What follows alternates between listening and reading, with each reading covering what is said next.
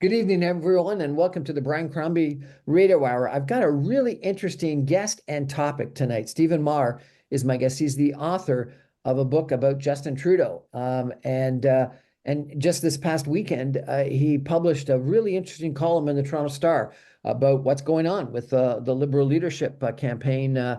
Sorry, that's a Freudian slip. The Liberal leadership right now, not a campaign. Nothing has happened. Someone who I think has studied Justin Trudeau over the years incredibly well and knows a lot about him. And so given what's going on in politics, I thought it'd be really good to check in with Stephen Maher and ask him a little bit about what he thinks is going to happen. Stephen Maher, welcome to the show. Thank you. It's a pleasure to be with you. My pleasure to have you, sir. So the book that you've written is about is it The Troubled Prince? Is that what you said? It's called The Prince, The Turbulent Reign of Justin Trudeau. The Prince. Why do you call him a prince? Well, he's a princely sort of figure in that he was raised at the heart of the government of Canada. So like a medieval prince, he was sort of raised to govern and is governing. And he also is sort of, especially in the early Camelot on the Rideau kind of period, he appeared to be a sort of Disney prince striding triumphantly across the stages around the world. And he's got a sort of princely, in my view, princely virtues and vices. He's princely charisma and princely vanity, princely courage and confidence, and also princely capriciousness. So I think it's a sort of useful way, a frame for thinking about him. He's an unusual politician. You've spent a fair amount of time with him, I understand.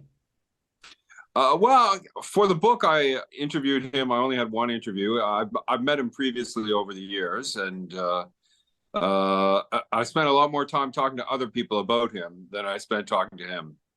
In the article this past weekend in the Toronto Star, you open up with a conversation about the boxing match that took place early on in his political career.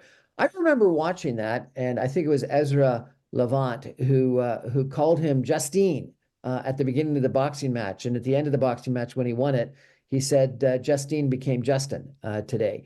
What was your interpretation? You said that you had an interesting conversation about his masculinity based on his success in that boxing match. Tell me a little bit about it, sir. Yeah, well, he it is an original idea. There was a University of Toronto sociologist who observed that he went from being precariously masculine to sufficiently masculine. That in that boxing match, and it completely changed the tone of the coverage around him.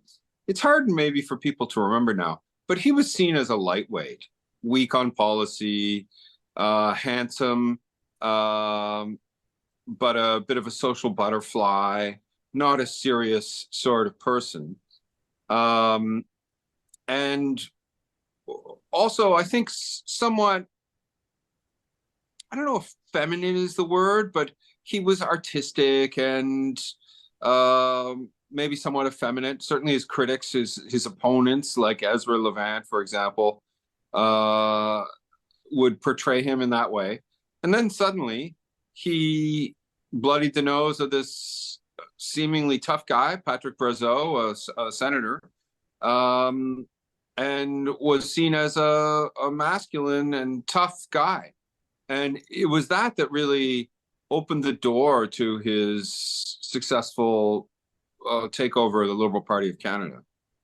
He also had a political success that was sort of comparable because he wasn't, even though you correctly, I think, describe him as a prince, he wasn't given the kingdom automatically. He was put into a pretty difficult riding where he had to compete against some local candidates with the Bloc Québécois, I understand, and even the NDP, and he came out on top in Papineau. Is that not correct? Yeah, no. Stéphane Dion, who was the leader of the Liberal Party at the time, would not give him the riding he wanted, which I'm trying to remember now if it was Outremont. Yeah, it was Outremont. John Lapierre had vacated that seat, and Trudeau wanted it, and Stéphane decided in the end no. So Trudeau had to run for a tougher riding. And I give him a lot of credit for what he did there. He did the knocked on the doors and did the park cleanups and learned how to be a politician, uh, and managed to win first the nomination and then the riding. So he um, he paid his dues, right? He had the famous name, he had the hair, he had the shallow stuff, but he showed that he was willing to do the work. And then in the first election campaign, my memory is that he was in third place, and Stephen Harper called a very long election campaign. Period. One of the longest election campaigns in Canadian history is my memory, and lots of pollsters say that that was a fatal mistake for Stephen Harper because over the course of the campaign, people got to know Justin Trudeau and realized that he was up for the job because the initial positioning was the Conservatives were trying to pitch him as not being ready. And he came from third place to a majority victory. And so wasn't that a third fairly significant successful fight? Huge. Yeah, enormous, unprecedented in Canadian political history. For my book, I talked to the pollster Nick Nanos, and he made a good point about that. He said to do that, to go from third to first, you have to be good and your opponents have to be bad. So both Stephen Harper and Tom Mulcair made mistakes in that campaign, and Trudeau's campaign was almost faultless. They were able to put themselves to the left of the NDP on economic policy, which at the time was where the Canadian population was, promising to, use deficit financing to invest in infrastructure, to change the tax system to distribute more money to the middle class and working people. And over time, during this long campaign, he was able to exceed the frame that the Tories had put on him. The Tory message in that campaign was, he's not ready. You may remember they had all these advertising with people looking at his resume saying, well, nice hair though, but he's just not ready. And by the end of the campaign, he had convinced people that he was ready. Well, I think one of the issues is that they had lowered expectations so much with the he's not ready, and then he performed so well in the debate that people said, well, you know what, maybe he is ready. But then in this column on the weekend in the Toronto Star, you almost described this overconfidence as his current fatal flaw. Well, it's an extraordinary quality. Somebody, one of his former cabinet ministers, put it to me that it's like a superpower. His belief in himself is unusual and profound, and I've seen it over and over again. Everyone will count him out. That boxing match that I mentioned, nobody thought he was going to win that. And he was up against Patrick Brazeau, who was the tough guy, like the toughest tough guy. Looked like a tougher guy. But as Trudeau said to someone else, I think, he was a karate guy. We weren't having a karate fight. We were having a boxing match. Trudeau had trained as a boxer. So I thought that was a good point. Yeah, but also in politics. In 2015, going into that election, the NDP were way ahead in the polls, largely because of Rachel Notley's victory in Ontario. Progressives had come to think, well, that's our vehicle for getting rid of Harper, right? People were on the left were so exasperated with Harper. And I remember going to an event and thinking, well, Trudeau's making an announcement. He's going to look like a mopey guy, right? He's going to be sad because it's obvious that Mulcair is well ahead. There was none of that. He had this kind of exuberance, this unshakable faith in himself, which we saw also in 2019 and 2021 in these elections where he would be trailing and he maintains his energy, he maintains his optimism, his confidence. This situation appears to be different. These by-election results and the polls for 2 years have been showing that Canadians are ready to move on to a new prime minister. And his confidence seems to be unwavering. And that is setting the stage, I believe, for a disaster for his party. So this superpower of confidence has turned into a super weakness? Unless, and here's the thing, is we don't know, unless it's all kind of an act at this point, and he is actually getting ready to go.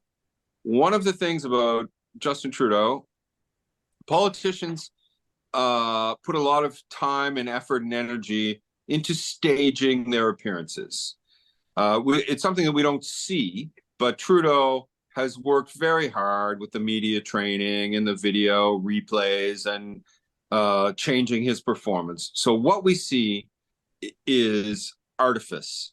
He is a talented, dedicated, disciplined performer, and he is able to project what he wants to project when he makes public appearances. So we see someone who appears to be as supremely confident as ever and promising that he's going to run in the next election. I suspect that there is another side of him that we don't see, that he's got to realize, because he's not a dummy, that the situation is not tenable, that another leader might do better. The situation is not tenable. We're going to take a break for some messages and be back in just 2 minutes with Stephen Maher talking about Justin Trudeau and his book, The Prince. Stay with us, everyone. Back in 2 minutes.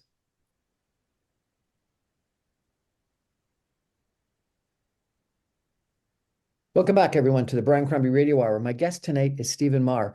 He's recently published a new book about Justin Trudeau, and this past weekend in the Toronto Star, he's written a column about Justin Trudeau and the current situation in the Liberal Party. Where can one get the book, Mr. Maher? Oh, in any fine bookstore or from Amazon, or yeah, it should be everywhere. It's was on the bestseller list for a long time when it came out this spring, and who knows, maybe it'll be back there again this fall now that people are ready to think about politics and books again. And remind us the title? The Prince, the Turbulent Reign of Justin Trudeau. So just before the break, we were talking about the challenge that he's in, Justin Trudeau is in, and you were talking about that the situation is untenable. But in the last year of Pierre Elliott Trudeau's reign, he decided he took a walk in the snow and he decided that he would leave, and he passed it on to effectively John Turner. And John Turner went down to one of the worst electoral defeats. At least it was one of the best majority governments for Brian Mulroney. And then Brian Mulroney, when was it? I can't remember. 92, I think it was. I can't remember the date, but he was near the end of his reign and passed it on to Kim Campbell. And Kim Campbell went down to, what was it, 2 seats. And that didn't work out that well. The counter analysis or scenario would be Joe Biden passing it on to Kamala Harris. What do you think the situation would be if he passed it on to somebody? Wouldn't it just be as disastrous for the Liberal Party as it would be if he continues along? Well, there's also examples of successful transfers from Dalton McGuinty to Kathleen Wynne, from Jean Chrétien to Paul Martin. Right now, the prospect of the Liberals winning a minority, as Paul Martin did, would be blessed relief to them. So every situation is different. We don't know who would take over from Trudeau. But when you look closely at the polling now, it's clear. And when you talk to people, Trudeau has accumulated so much baggage that even constituencies that are traditionally very loyal to him and to the Liberal Party are saying, well, we think it's time for him to go, right? We want someone else. and it's not knowable. The analogy I use in the column is it's a bit like pulling the goalie when you're trailing by a couple goals in the third period. You may not win, but you're for sure not going to win if you don't do it. So that's the way I see it right now. The another point is that the Conservatives have for years now been building their whole campaign and strategy around what feels like almost a holy war to rid the country of Justin Trudeau. If you have a different leader, suddenly they're going to have to come up with a new approach. And the final point I make is it seems clear to me, if you look at public opinion, that people have decided that Justin Trudeau should not be prime minister anymore. So it would be better, in my view, and more democratic if we have an election about something else, about what kind of policies, what kind of approach we should take to the challenges that we face. And so long as if Trudeau is the candidate, the election is bound to be a referendum on him rather than some other question. So inflation, I think that was announced last week, was something like 2 point something percent. And if you took out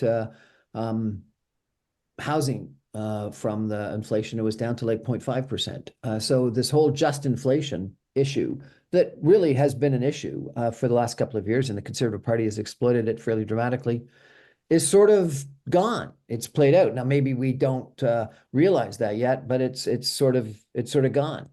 Some people think that Pierre Poilievre was elected leader of the Conservative Party mainly because the trucker convoy supportive people joined the Conservative Party and voted him in favor.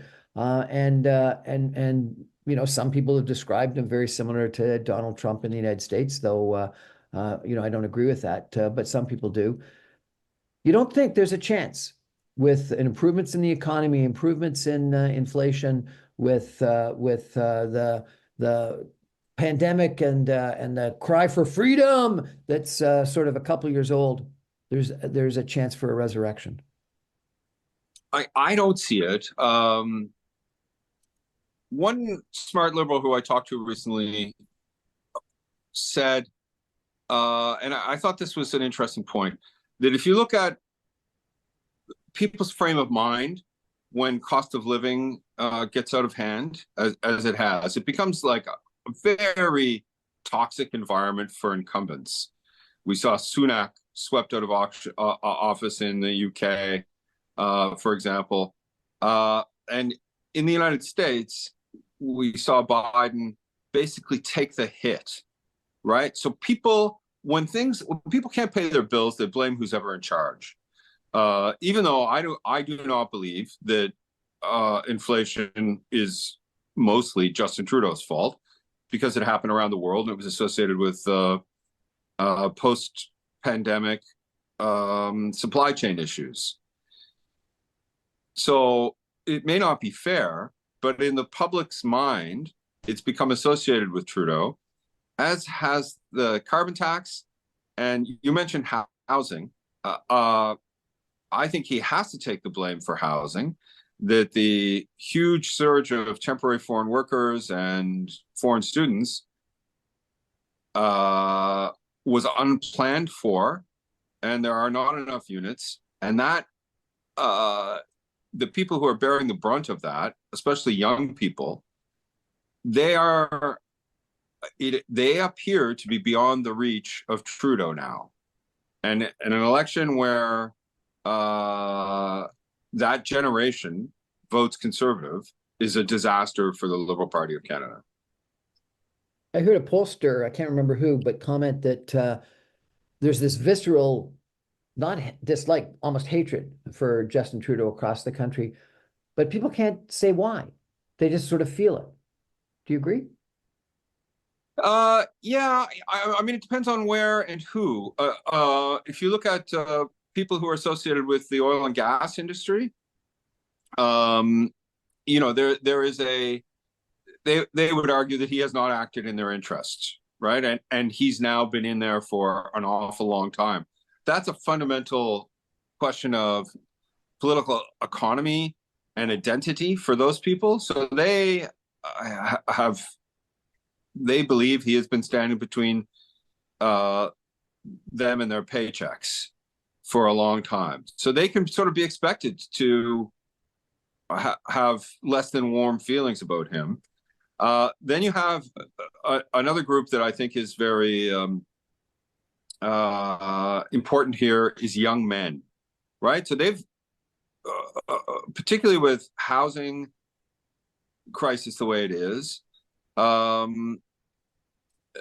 they feel that he has not acted for them. And I don't see how he can turn that around. He can point to a lot of policies that, things that he has done to try to help them, but they are basically tuning him out. I suppose another side of it is for that generation, he is now the only prime minister they've ever known, right? So there's a sort of element of fatigue. I think that another thing for Trudeau is that's become kind of toxic is he is seen by many people as a kind of virtue signaling scold who's a hypocrite, right? So he's often accuses his critics and opponents of being racist, often in ways that I agree with him, to be fair to him. But he's also repeatedly worn blackface. He portrays himself as a feminist, but several of the most important women in his cabinet left because of actions by him that seemed unethical. So you have this kind of sense of fatigue with pious lectures from this guy who has made lots of mistakes himself. And that, I think, is hard for him to get past. I spoke to a Liberal that I highly respect this past week, and they said that this is the end of the Liberal Party, that centrist parties around the world have failed, and that after Michael Ignatieff went down to, this incredible defeat, I think it was in 2011, it was only Justin Trudeau that saved the Liberal Party. If it wasn't for Justin Trudeau, the Liberal Party never would have recovered from that massive defeat that Michael Ignatieff suffered in 2011. And so with Trudeau gone, there's no one else that could save the Liberal Party, and it will die the death of the Liberal Democrats in Great Britain, the death of the Liberal Party of British Columbia, of centrist parties seemingly around the world. What do you think to that? Well, I made a similar argument in the Globe Mail last week. I did a data analysis of the last 100 years of elections in Canada at the provincial and federal level. And over time, you see the NDP supplanting the Liberals slowly. And what we see is increased polarization. This is happening throughout the Western world. Increased affective polarization, whereby supporters of the Liberal and NDP come to resent and dislike conservative supporters, and vice versa. This is sort of potentially dangerous thing for our country. Is a feeling of not just being irritated by politicians, but by supporters of politicians that you dislike. And so this intensified polarization typically leads to a two-party system, a party of the left and a party of the right. So the long-term trend looks to me like that's likely the way that we're going. Most countries with similar electoral systems are like that. They orientate themselves around a left-wing party and a right-wing party. Canada has always been different, and it's been different because of the crucial role that the Liberal Party mostly has played as a broker between English Canada and French Canada. So that remains a somewhat mysterious thing about Canadian politics, how that plays out, because you have these constituencies in Quebec and Ontario that to keep the federation together, kind of reach deals with each other in a way through their politicians. I would not put a lot of money on the Liberal Party looking successful in 20 years, but it may not happen overnight. And I suspect that there, particularly if Pierre Poilievre gets a majority, we are going to see the parties on the left looking at electoral cooperation or a merger. That's how I suspect this plays out.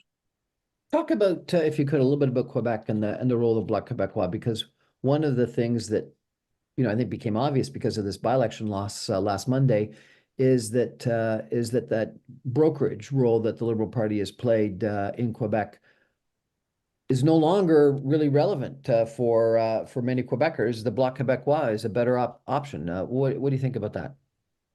Well, the Liberals are still better able to play that role than the Conservatives, who have only a handful of seats in Quebec, and so far Poilievre has not been able to break through there, and the Quebec Commentariat doesn't think he will. They're sometimes wrong, just like the English Commentariat, but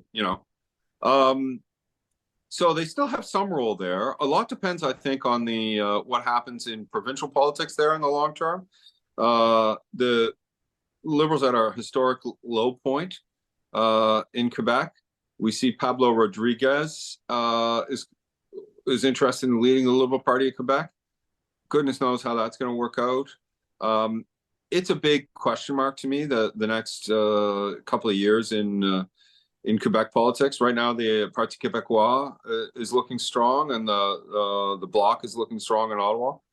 Legault appears to be a spent force. Everyone expects, after Poilievre becomes prime minister, typically then in subsequent elections, voters react by electing someone of a different brand. So I'm very interested in seeing, I think we'll have a much better sense of the future of the whole thing after the post-Poilievre elections in Ontario and Quebec. But Ford sees what's happened. He sees the writing on the wall, and it looks like he may try to go sooner. Do you think that's going to happen? I would do it if I was him, because David Peterson called an early election and was disciplined dramatically by the electorate. Yes, he was. Yeah, but he can be pretty sure that if there's an election after Poilievre is prime minister, he is not going to be the winner of that election. If you look at that pattern is very firmly established. That people want to vote Conservative in one spot and Liberal in the other. In Ontario in particular, over and over again, you have these, you look at the long period when Pierre Trudeau was the prime minister and Bill Davis was the premier. And you see, and it's not just Ontario, but you look back when Trudeau was elected, there was quite a large, there were a number of Liberal governments across Canada, and one by one, they all got knocked down, right? Because people get grumpy about something the federal government's doing. They blame the Liberal Party locally as well. Yeah, which is, I'm in Nova Scotia. I'm hearing that from Nova Scotia and New Brunswick, that it becomes a sort of a headwind for the local party. So you're clearly suggesting in the column that was in the Toronto Star and I think elsewhere that Trudeau should step down. It's his only answer. But who would want the poison chalice? Well, it might be a poison chalice, but it includes an office with a pretty good view for a while. I don't think there's any shortage of people who would like to put Prime Minister of Canada on their resume. So like a Mark Carney or someone like that, you think if they had an opportunity to be prime minister, even if it meant going down to the biggest defeat in history for the Liberal Party, other than maybe Michael Ignatieff or Brian Mulroney, that they would still want to do it? Well, Mark Carney's a very interesting man. He has been very successful in all kinds of things in his life. But I sometimes wonder, so was Michael Bloomberg, So was Michael Ignatieff. People who get into politics at 60 are not always successful. It requires a kind of all kinds of skills and judgment that seem to be best built up by decades of practice. You know, you look at Jean Chrétien, he had 11 portfolios before he became leader of the Liberal Party of Canada, and was politically, electorally, the most successful prime minister in a long time. So that experience seems to matter for a lot, and Carney doesn't have it. But he's an interesting man. He appears to have very detailed, well-grounded ideas on how we can tackle some of the big problems we face on energy, the environment, and especially productivity. Whether he would appeal to voters or not, whether he has that baby kissing, backslapping thing that voters like, I do not know. But I know that I'm interested in hearing what he thinks we should do as a country. We got some big problems, and he's got a good mind.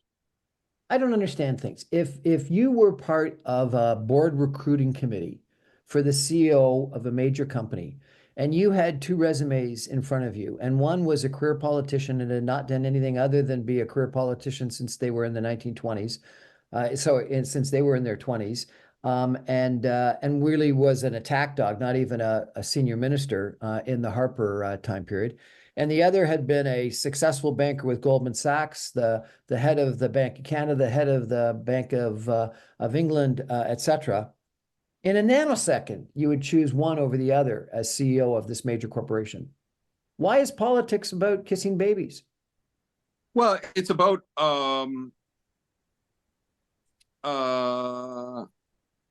convincing people that they are in charge and that you understand the spirit of the moment and you're going to act in their interests. People want to feel that they are being led by someone who reflects their values, who has the same priorities, and they are entitled to that. I find business people, and I've watched this over the years, that business people often feel like, well, I've got the answers and people should listen to me and let me implement the solutions that we need. And they may be right. Maybe the world would be better if that's the way it works, but that's not the way it works. People want to feel that they are in charge and that whoever they're electing is doing what they want. We're going to take a break for 2 minutes. We're going to come back with Stephen Maher, who has written columns about Justin Trudeau recently, has written a book about Justin Trudeau. The Prince, we're having an interesting conversation about what's going to happen in Canada politically and particularly within the Liberal Party. Stay with us, everyone. Back in 2 minutes.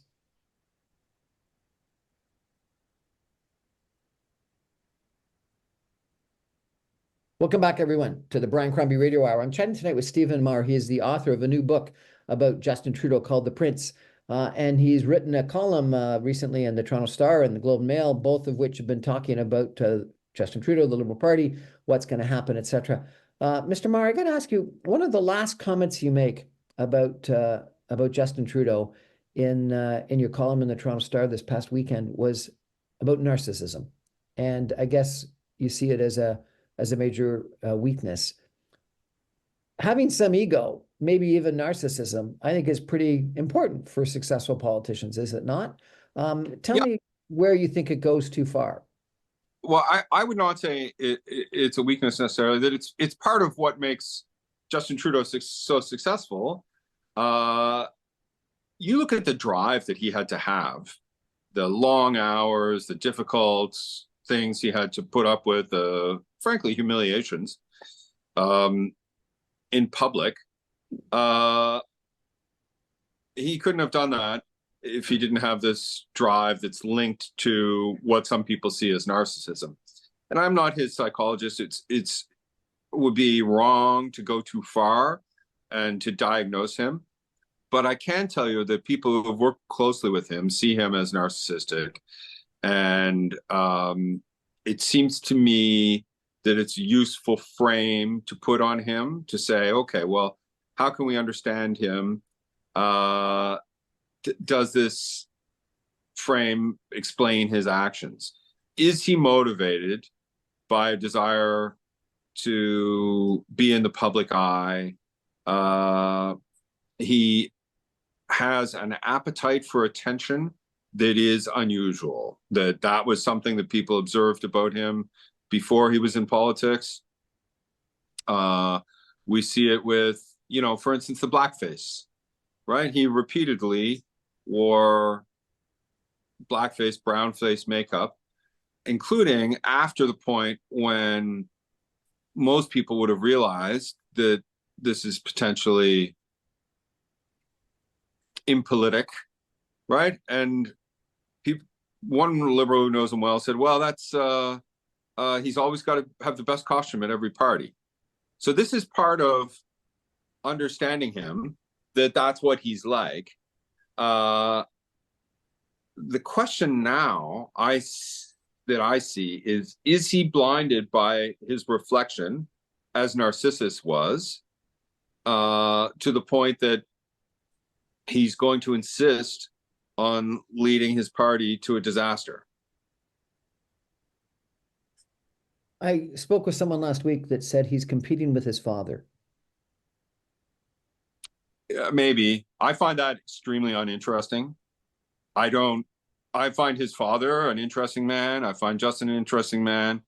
I know that prime ministers, and not just this one, will sort of egotistically want to hang on to set a record, to pass someone else. I find all of that uninteresting. To me, these people are servants of the people, and they should conduct themselves accordingly. In the same discussion, someone else in the discussion said, no, he fundamentally believes Pierre Poilievre is bad for Canada, is the wrong type of person to lead the country, and that he is the only one that can beat Pierre Poilievre. I think that a lot of people share his view on Pierre Poilievre. He's a polarizing, and he's got a mean streak, right? I've been watching Poilievre closely for a long time, and he regularly does and says things that no previous leader would have done or said. Yesterday, he was gloating about the credit down rating of BCE, which employs 40,000 Canadians, and is in many people's mutual funds. And he was saying, well, no wonder they're doing so badly. Look at their terrible liberal broadcasting, right? So he is just ready.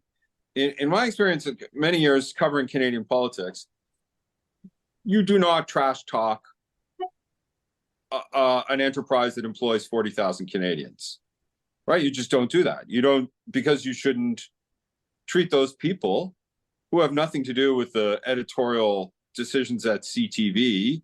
We're talking about the people driving the vans that come out to hook up your cable.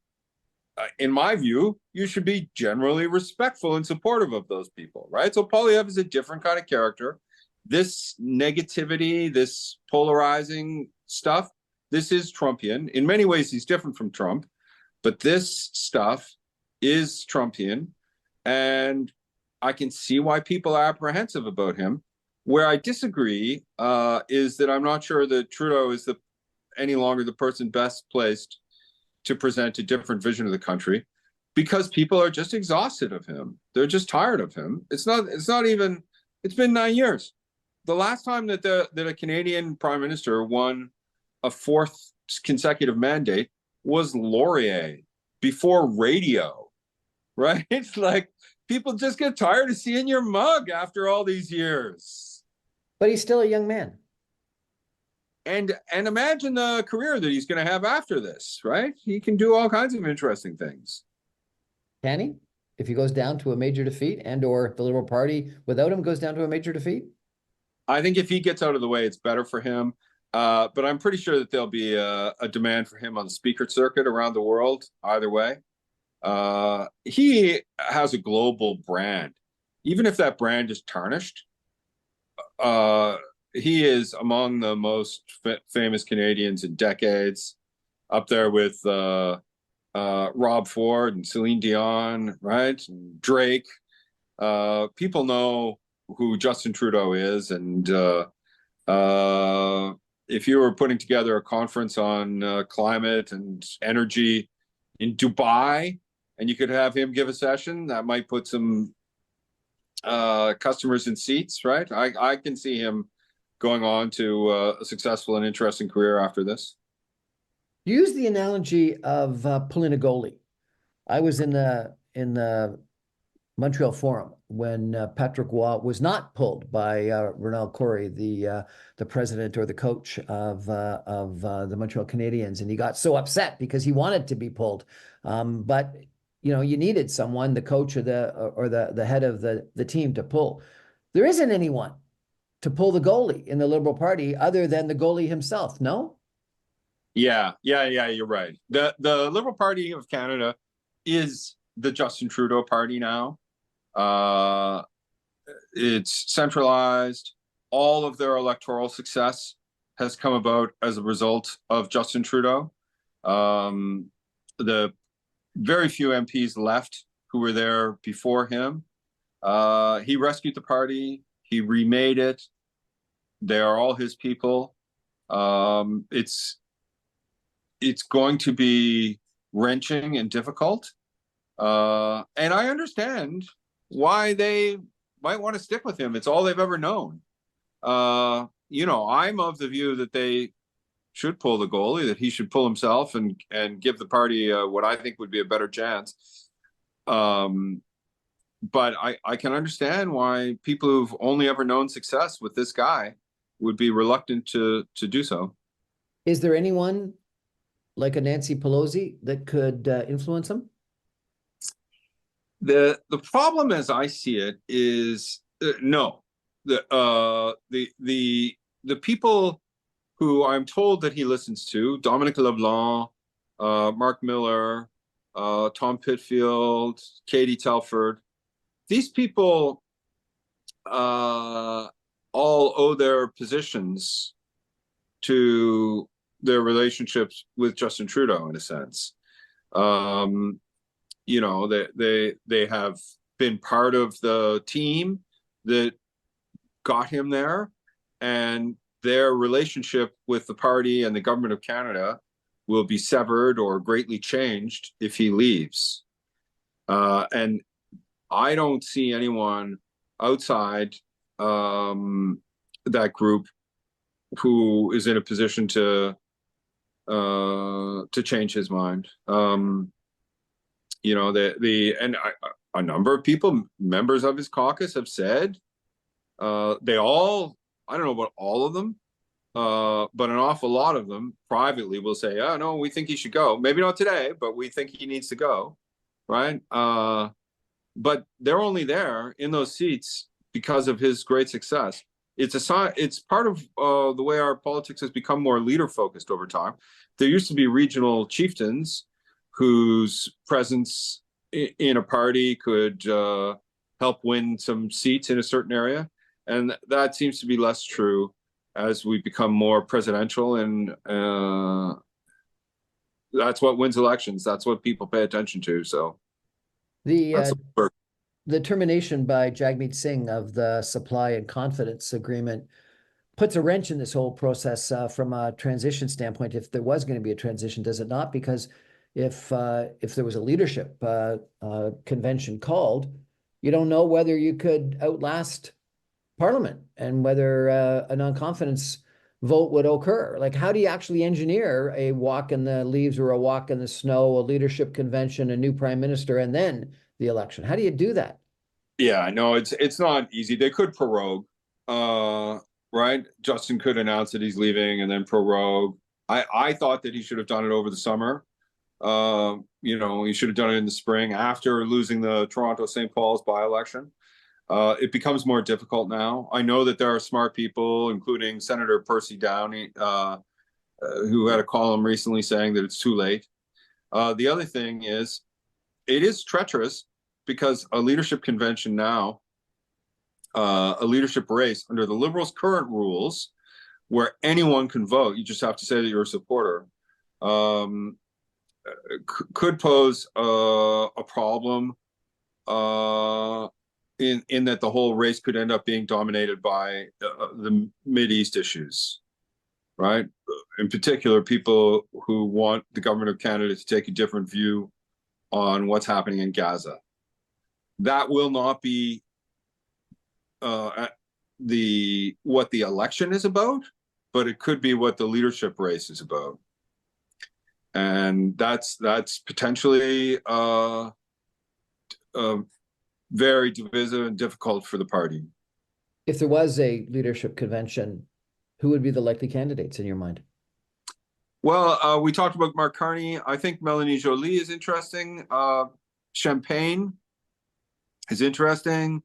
People talk about Dominic LeBlanc, Sean Fraser. Not Chrystia Freeland?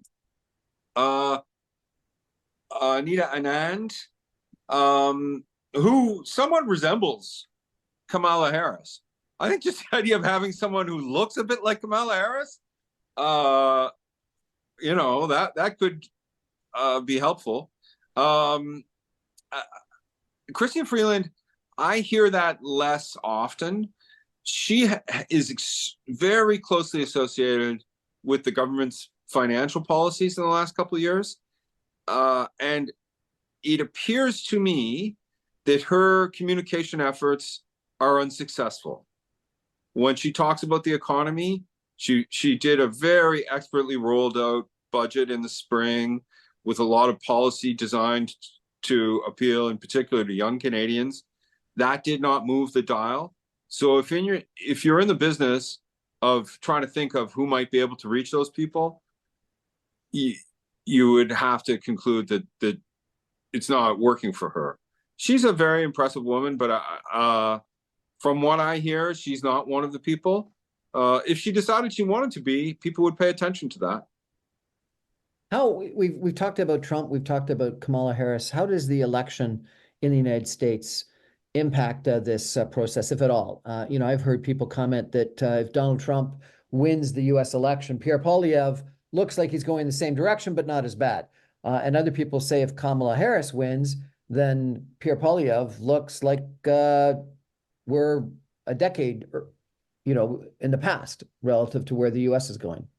This is the big sort of question mark, and it may be that Trudeau wants to wait to see what happens in November.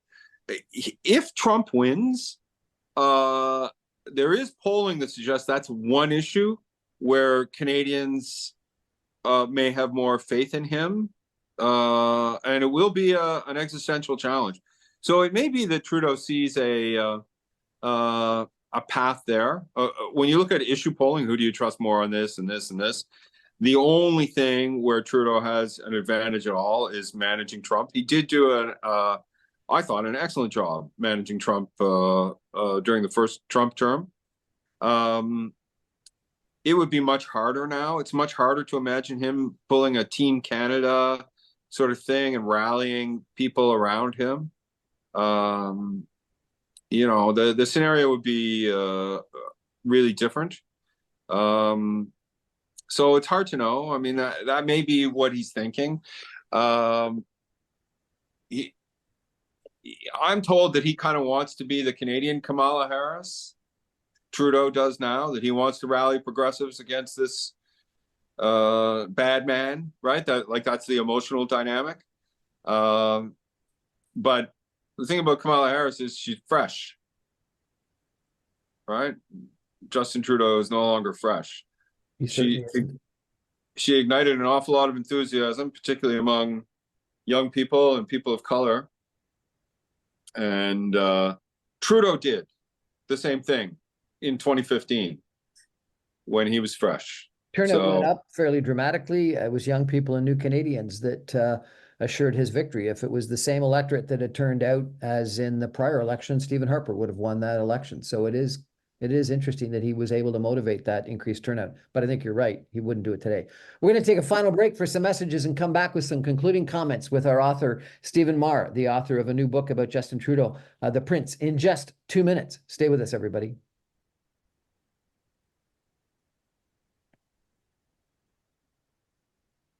Welcome back, everyone, to the Brian Crombie Radio Hour. My guest tonight is Stephen Maher. He's the author of a book about Justin Trudeau called The Prince. He is also the author of some columns that probably lots of us have had the privilege of reading this past weekend in the Toronto Star and the Globe and Mail last week about what's going on with Justin Trudeau and the Liberal Party. Mr. Maher, a decade from now, how will Justin Trudeau be remembered, do you think? I suspect, I'll say two things about that. When I was working on the book, I asked a lot of people that question. When I started working on the book, I thought, well, he's likely going to rank somewhere around the same level as Brian Mulroney.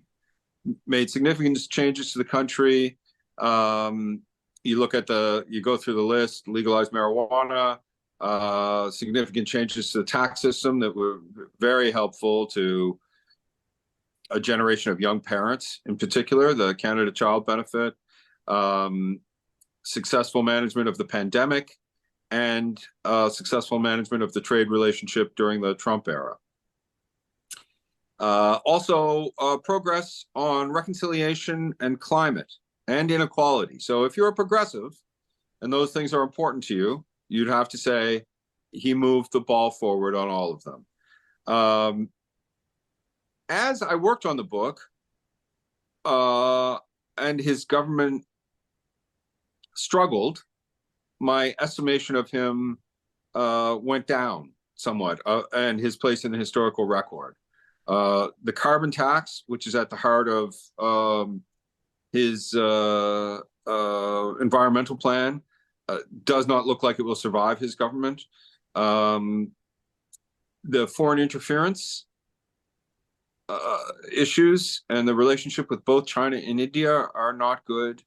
The Canadian forces, the RCMP, the CBC, three very important institutions, are all struggling in important ways. There are tent encampments in Halifax, not far from me here. We have got the worst housing crisis ever in Halifax since the Halifax explosion knocked the city down. That was the last time we had people living in tents. Trudeau is partly responsible for that. So at the moment, it doesn't look as good as it did when I started working on the book. The second thing I'll say, though, is I asked Brian Mulroney about this. I interviewed him for the book, and he said people will forget a lot of the things that seem important now, and he will be remembered for managing the trade relationship with Trump and for the successful management in the pandemic. And I guess Brian Mulroney knows a thing or two about history. It was very important to him to be seen as a successful prime minister. And as the years went by, his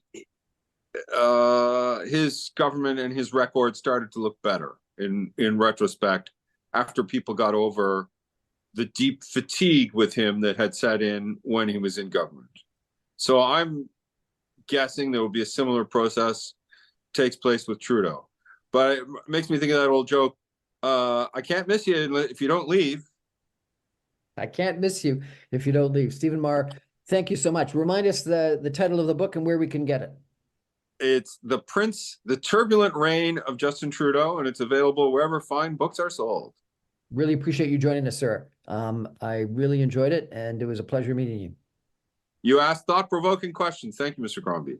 That's our show for tonight, everybody. Thank you for joining. I remind you, I'm on every Monday through Friday at 6 o'clock on 960 AM. You can stream me online, even from Halifax, at www.saga960am.ca. All my podcasts and videos get posted on social media and YouTube as soon as the radio show goes to air. And I'm also on several different podcast servers. Thank you very much for joining me.